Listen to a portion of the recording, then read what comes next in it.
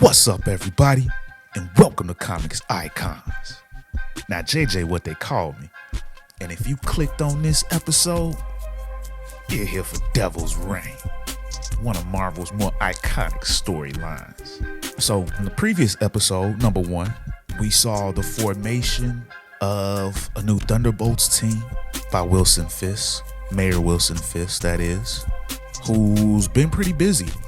We saw him have the Purple Man pulled out of jail and locked up in his own little basement.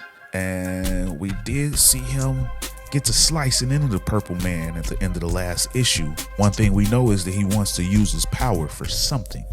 We also saw Tony Stark, who came with the idea to run for mayor against Wilson Fisk in the upcoming election. And we also saw a bunch of our heroes get locked up. They've become outlaws. So, ladies and gentlemen, if y'all ready to continue this super dope storyline, let's get it. So when issue 2 picks up, we see Danny Rand at the Rand Corporation. And he's on a phone call talking to Luke Cage, who we saw at the end of the last issue leaving town with his wife Jessica and his daughter Danny and linking up with Tony Stark, who, as I mentioned in the opener, decides he wants to run for mayor against Fisk. So, on the call, Danny says to Luke Cage, "I'm not Iron Fist anymore, Luke. I appreciate you thinking of me, but you're the one I'm worried about. I saw the video of you going around. You basically painted a target on your chin." "Yeah, well, that's why. We're off to see Steve and the rest. Strength in numbers, Danny. Once an Avenger," as Danny finishes his sentence, "always an Avenger. I'll be just fine, man. I might just drive north and lay low just in case." And just then, somebody busts through the door and it's Crossbones with some Thunderbolts officers. "Daniel Rand, hands where we can see them. Or not, so we can have some fun." "Sheriff Crossbones," says Danny. "That makes this decision easy." Then, with Luke still on the phone, "Danny, damn it, Danny, what's happening?" "I said hands where..." And before he finishes that, Danny drop kicks a couple of the officers. Well, Luke's still on the phone hearing what's going on, and now Jessica's involved in herself. "Luke, what's going on? Is Danny okay?" "I don't know. Can we get to him? Or..." And Tony chimes in, "He's 30 blocks away and we don't have a Quinjet. My brownstone locked down with all of my armors as soon as government officials tried to get in. If we're gonna help Danny and the city, we need to rendezvous with Steve and the rest." Then we get Mayor Fisk in his office as someone creeps in and we see that it's Elektra. "What are you doing, Wilson?" "Of course. No matter the security, nothing quite works against Ninja, was it? Isn't that the background of Miss Elektra Nachos? The current fool dressed as Daredevil? You know none of this will stand, Fisk. This desperate play. The people you're up against have the powers of gods. And if they attack the mayor, then the true power, the people will remember. I'm tired of all of you. Your ridiculous costumes. Thinking because you have freakish lives, resulting in freakish powers, that you can do whatever you wish." Then Elektra pulls out her side. "Ah, so this is why you've come. You're a killer. You could solve all of this, except you've neutered yourself, haven't you? You're playing a long game with the real Daredevil, which means no killing. I, however, am the opposite of neutered. I'm virile, eager to unleash decades of power. See, I've spent a fortune amassing information on friends, on enemies, their weaknesses, their dalliances, and it's just the beginning. Your file I gave away to an eager recipient." And then we see in his cane, he's got the Purple Man's finger. That's what he was cutting off at the end of the last issue. Then he continues. "Someone who specifically asked for the challenge of the great Elektra. They had one request of me when I next saw you, because I knew you'd come. They'd like you to meet them where you first tried to recruit the original Daredevil to the Hand. Now go to them, little ninja." And now Elektra's, she's kind of got that boo-boo the fool look on her face. She's nervous now. "He knows. Oh my God. He knows what I did. how I betrayed Matthew. And just then we see Typhoid Mary along with some Thunderbolts enforcers barge in. Stop her! She's gonna kill the mayor! It's okay, Mary. I just asked her to leave. Then Elektra's like, if he finds out. Then she crashes through the window and jumps out of there. I'll lose everything. Then we see our group of Avengers that's been laying low. The same group that we saw go into the sewers in issue 1. And now Tony, Luke, and Jessica have all met up with them. I thought Avengers Mansion was like decommissioned, says Spider-Man. It's a space for the public now, but the sub-basement is still secretly active, says Steve to him.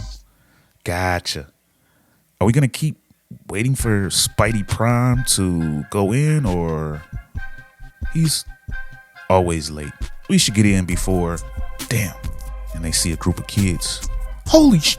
Is that? And they take a picture of him. Caught me, says Tony Stark.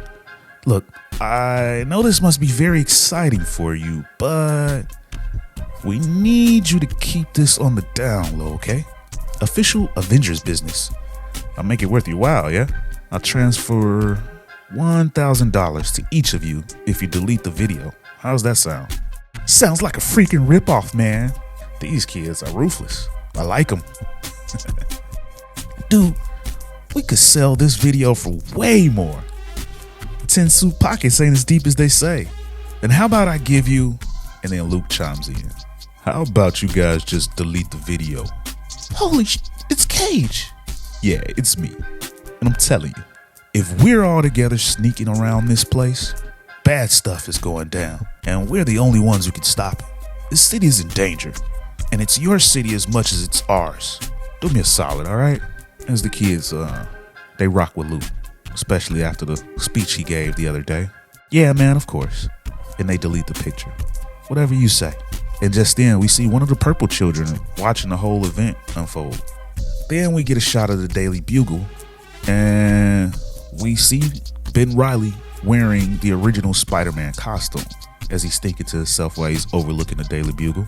They asked for me by name. They asked for Spider-Man to come along. It can't be a coincidence that it's going down at the Bugle. That was Peter's place, not mine. Peter Parker, Ben Reilly, it doesn't matter. When people are in danger, Spider-Man runs to them. Then we see on the inside some hostages. One of them, of course, Robbie Robertson. You don't need everyone. Take me and let the rest go. Classic hero move, Robertson. But I think I'm good. Speaking of classic heroes, as Spider-Man chimes in and he sees who it is. The world's greatest mimic, he thinks to himself. You ordered one? Under 30 minutes or I'm free. Then Spider-Man notices who it is. Taskmaster and Whiplash. His whips have enough electrical current to kill those people instantly. And Taskmaster chimes in. Let's get this party started, yeah? It ain't personal, Spidey. See, the guy who hired me has a file on you, but it's incomplete, and he hates that. So my job is to find out who Spider-Man really is. He also gave me some toys. The file says, based on your comings and goings, who's ever under that mask probably works here. So I figured, draw you here for a maybe not so fair fight with some perfect hostages, and do some math to figure out who Spider-Man really is. Though I'd rather do it the old-fashioned way, by beating you to a pulp and peeling that mask off of you. Let's go. And Spider-Man thinks to himself, yeah, let's go. You can do this, Ben. Then we transition over to the prison that Reed Richards and Sue Storm are held at. It's a prison for superpowered criminals. And it's chow time. So Reed and Sue Storm are sitting down trying to have a meal while talking to each other. Any luck with your phone call? Says Reed. Lawyer's trying to get here, but it's a little tricky since we're in a private prison in the ocean. I just saw them process Iron Fist. As more heroes get brought in, hopefully that kickstarts. And then as they're rudely interrupted by a couple other cellies. Mr. Fantastic, yeah? Don't look so fantastic now. Gentlemen, my wife Sue and I are having a private conversation. Gonna be real private when she's having it by herself. And then Sue, she ain't having that. Sue's a bit of a gangster, and she takes her tray, crack, smacks him in the face with it. Son, we don't need powers, as Reed uppercuts the other guy. To be fantastic. And that's when the guards jump in. Hey, down on the ground, now. And Reed and Sue have them a nice little moment before they pulled apart. Stay alive, okay? Always. Break it up. Then we get the City Hall sub-basement with Wilson Fisk and Otto overlooking Jebediah Killgrave, the purple man who Fisk has locked up. It's the best I can do, Fisk. It was only ever a rumor that Victor Von Doom controlled the world using Jebediah Killgrave. This device will be able to coerce people within New York, not control them. That will be enough to win the city, Otto, and I'll handle the rest. As Fisk holds up his cane with the purple man's finger, trying to coerce Otto, but Otto's already planned for that. Sorry, Wilson. I made sure I was well protected from the purple man influence with special neural blockers. My part of our deal is done. Then we get Kingpin, or Mayor Fisk, tomato, however you call him. But he thinks to himself, the more money a candidate spends on advertising, the more votes they get. How easily people can be controlled, manipulated.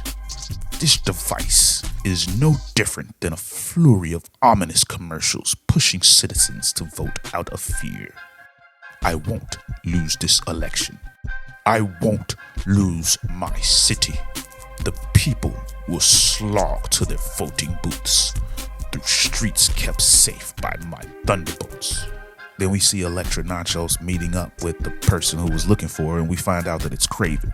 As Fisk continues to think to himself, while vigilantes are kept busy chasing after their tumbling secrets, they will all fall to a decade's worth of traps laid out for them, or scurry underground like the rats they are.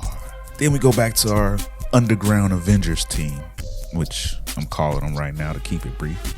As Luke says to Tony, hey Tony, just a sec, Luke. It done aged since I've been in the mansion sub-basement. I almost forgot my old codes. We gotta talk about your plan.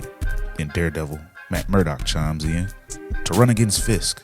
And I gotta be honest, this seems a little bit jarring. Seems like they've been putting this plan together without Tony kind of behind his back, which, although it's a good plan, it seems kind of low the way they came at him.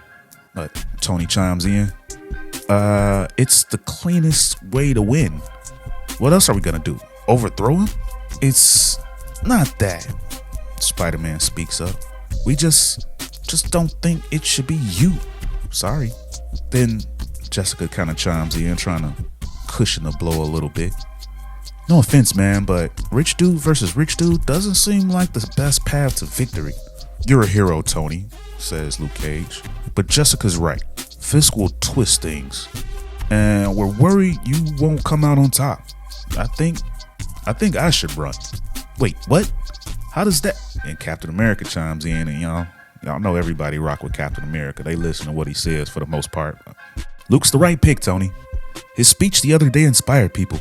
And to win an election, you need to inspire.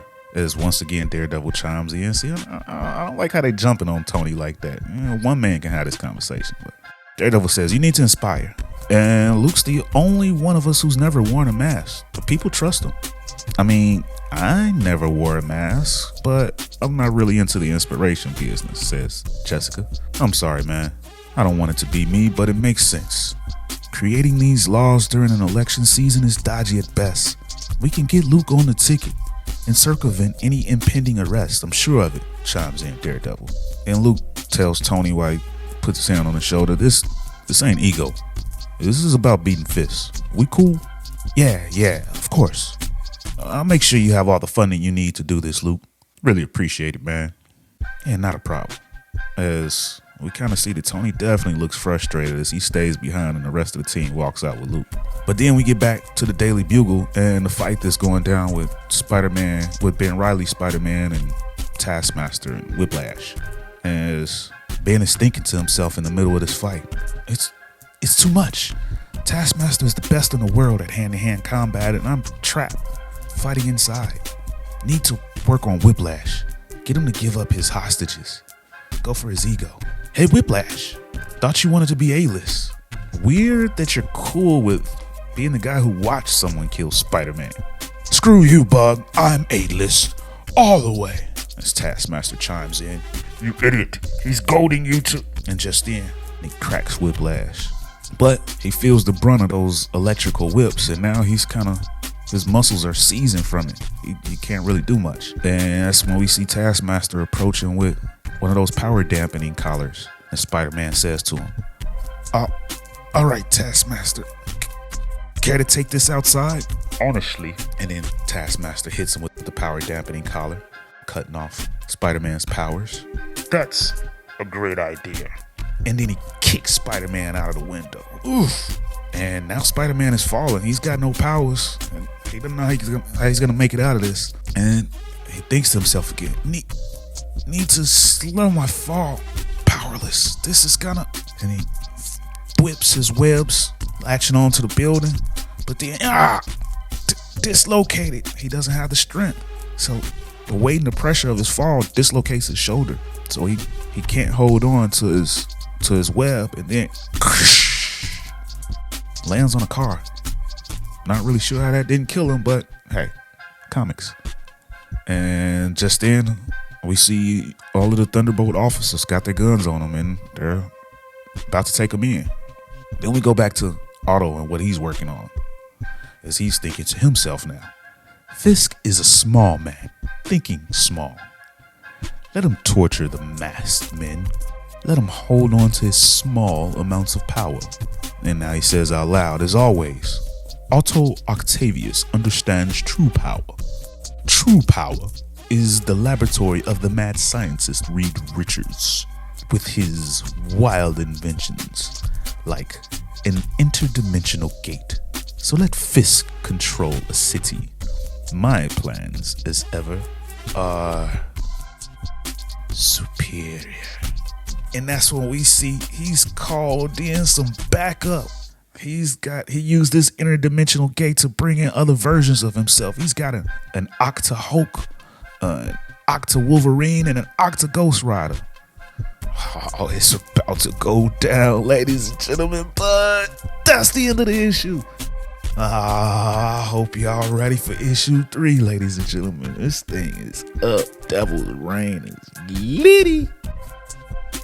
Man, ladies and gentlemen, if y'all are rocking with this, please show your boy some love and drop a like, share, and subscribe to this thing, man.